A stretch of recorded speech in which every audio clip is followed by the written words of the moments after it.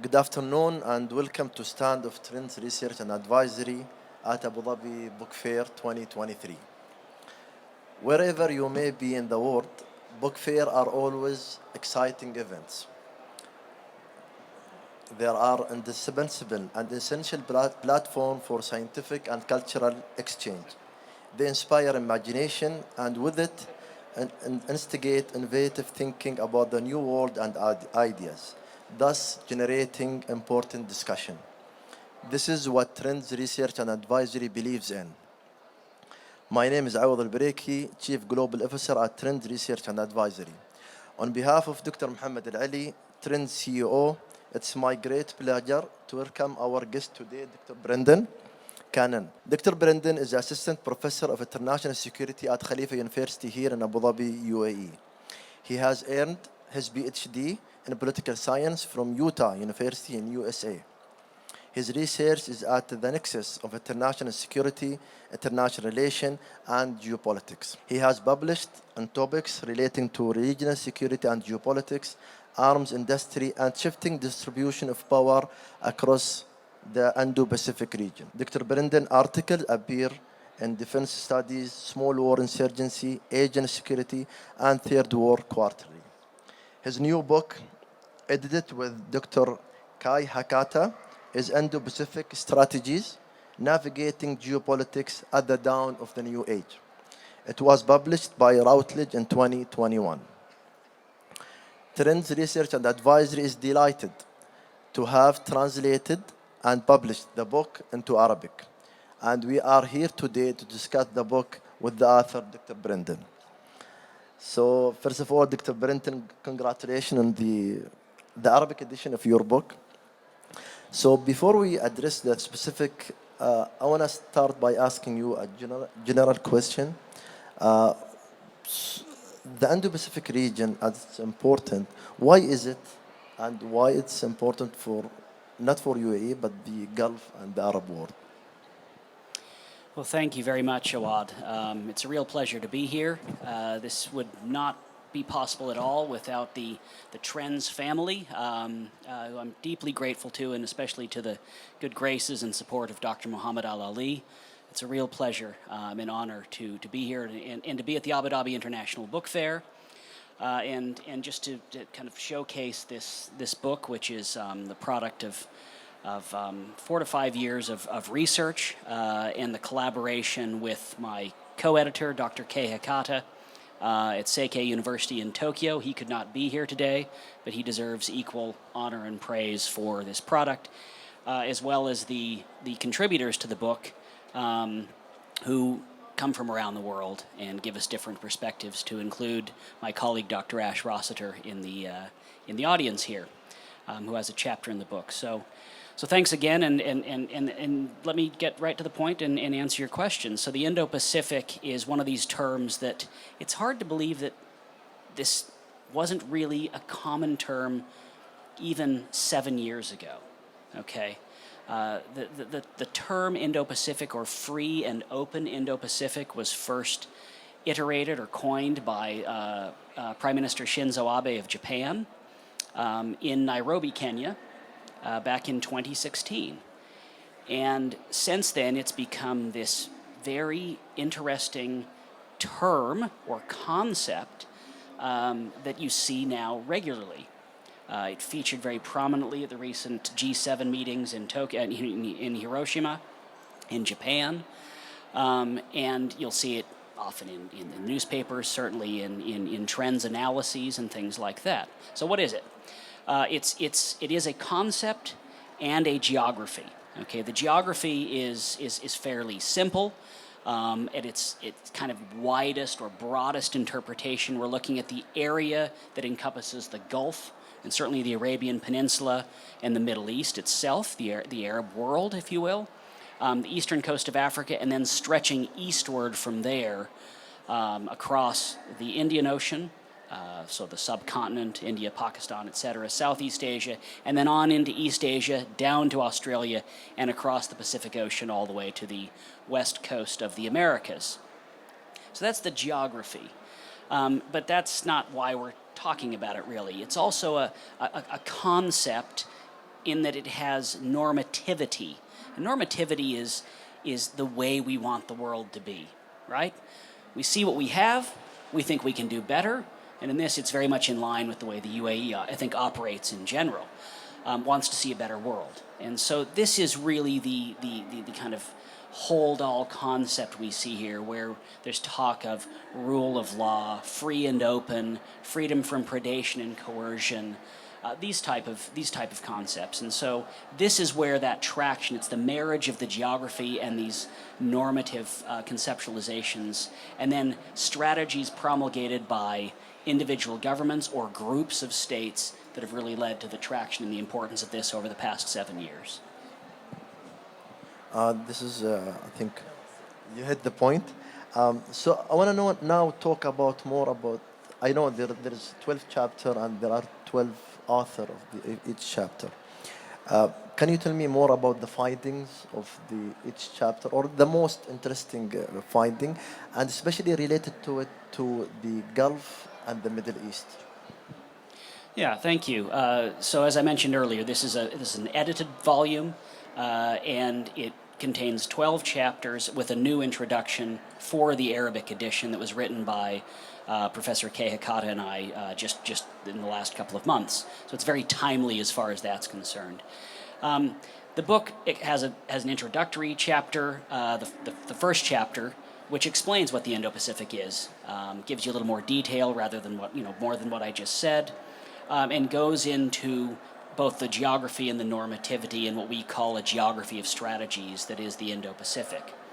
But it has then perspectives from different parts of the world. And I think that's really what is great about this book, or one of the many features, is that you've got a perspective from India, you've got a perspective from Australia, you've got a perspective from Japan, right? You have perspectives from the Gulf here. Okay, and so for example, there's a chapter on the Gulf itself and where it fits and where it doesn't fit in this wider Indo-Pacific geography of strategies. And importantly, for an academic book, rather than it just being a lot of theory, it's actually policy oriented. What can states like the UAE do to proactively engage with this? What are the risks? What are the rewards of doing so? But on top of this, it has a chapter by Dr. Ash Rossiter, my colleague at Khalifa University, on geopolitics itself. What are classical geopolitics? How does this fit? And then what are the geopolitical lenses that countries like Japan are looking through as they attempt to engage with this region, whether that's engagement with Southeast Asia or the Gulf region itself? Like most of the region's perspective was included in the book, right? To some extent. The Gulf and the East Asia, for example, Africa. Absolutely, yeah. So I have a chapter. It's the final chapter in the book on East Africa, for example, an area that's not thought of a lot when we think of the Indo-Pacific. Yeah. Even though, as I mentioned, Prime Minister Abe introduced this concept in Nairobi, and so I think in doing so, in talking about the Gulf and the Middle East, and in talking about East Africa rather than just Southeast Asia, for example, we're showing that all parts or geographies that are touching on this zone are somehow affected by it.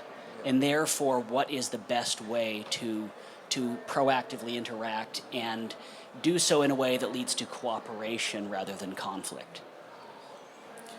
Now I want to move to the author. How did you select the author, by the way, of the book?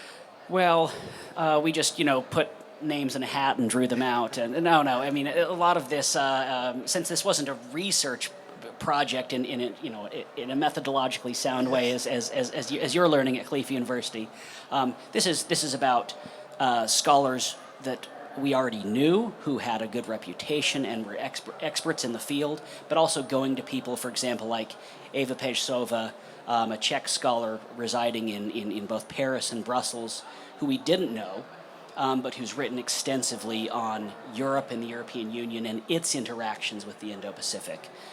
So this is how we did this.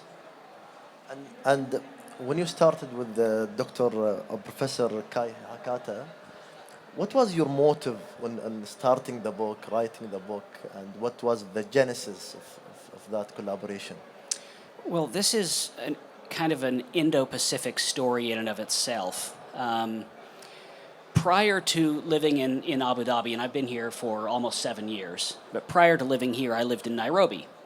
And I would frequently fly to Ethiopia and Somalia for research and work. And on one of those trips, I happened to be sitting across from a Japanese. I was flying to Somaliland and he was flying to Yemen. And we got talking, and he said, "You should be introduced to my friend and my professor at Seikei University." Now, that's how my fruitful collaboration with Professor Kei Hakata started. It started in Africa, okay? I then moved to Abu Dhabi, and I must say that Abu Dhabi is a wonderful place to be located as far as the international aspect of it, and the ability to reach out to people in the Indo-Pacific region. It's been a great, great benefit. I had the pleasure of going to Tokyo for a summer to work with Professor Hakata in the summer of 2018. And after looking at Japan's Indo-Pacific policy, that was my research project in Tokyo, he and I got talking about, well, we should write a book. We should write a book. And so this idea was hatched in June of 2018, and it took until late 2021, early 2022 for the English edition to come out. Subsequently, there's been a Japanese translation, and now, of course, the very exciting Arabic edition. Before I open it to the audience to ask, I see here your photo with the late Prime Minister Shinzo Abe, and also the Japanese edition has a foreword by Shinzo Abe. Can tell me the story behind it and how you met Shinzo Abe? Yeah, so the Arabic edition also has a foreword by Prime Minister Shinzo Abe. This is a story of the Indo-Pacific again, where being the architect of this term and the concept itself, the way that Prime Minister Abe was, both Dr. Hakata and I felt that it was really important for us to approach him and tell him about the project and ask him if we could have the honor of him writing the foreword for the initial edition.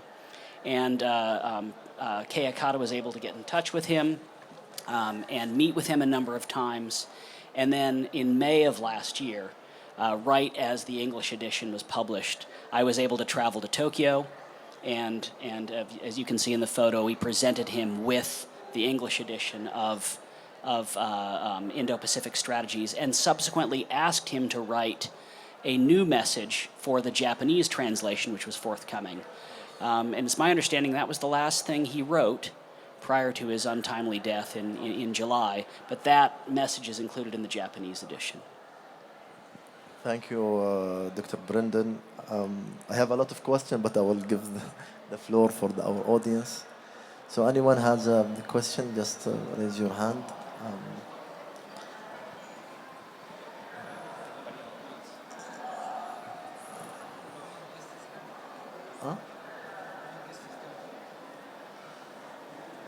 So the book, Indo-Pacific Strategies, this is the Arabic version of the book. We have the original one is English, and the second one is Japanese, and we have now the third translation of the book. I think I thank you, Dr. Brendan, for this informative discussion about the book. I want to read it now, to be honest. I've read the English one, but I think in Arabic it will be also better. Thank you very much, and I appreciate it, and I look forward to have you again here. Thank you so much. Thank you so much.